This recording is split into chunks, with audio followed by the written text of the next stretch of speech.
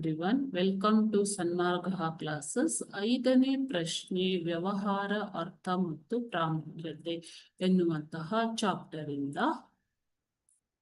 ಒಂದು ದೇಶವು ಬೇರೆ ದೇಶಗಳಿಗೆ ವಸ್ತುಗಳನ್ನ ಮಾರುವುದು, ಬೇರೆ ದೇಶಗಳ ಬಳಕೆಗಾಗಿ ವಸ್ತುಗಳನ್ನ ಮಾರುವುದನ್ನ ನೀವು ಏನಂತ ಕರಿತೀರಾ?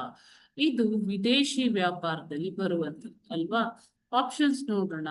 ಆಪ್ಷನ್ ಎ ಪುನರ್ ರಫ್ತು, ಆಪ್ಷನ್ ಬಿ ರಫ್ತು, ಆಪ್ಷನ್ ಸಿ ಆಮದು, ಆಪ್ಷನ್ ಡಿ ಚಿಲ್ಲರೆ ವ್ಯಾಪಾರ.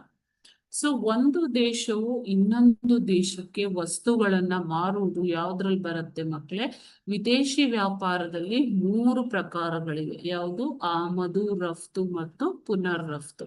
ಸೊ ಒಂದು ದೇಶವು ಇನ್ನೊಂದು ದೇಶಕ್ಕೆ ವಸ್ತುಗಳನ್ನ ಮಾರುವುದನ್ನ ನಾವು ರಫ್ತು ಅಂತ ಕರಿತೀವಿ. ಓಕೆ, ಸೊ ರಫ್ತು ಅಂತಂದ್ರೆ ಎಕ್ಸ್ಪೋರ್ಟ್. ಓಕೆನಾ? So export.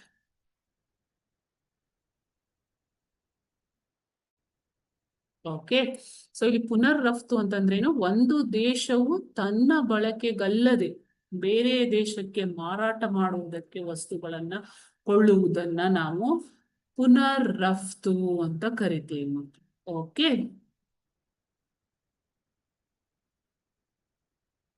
Thank you.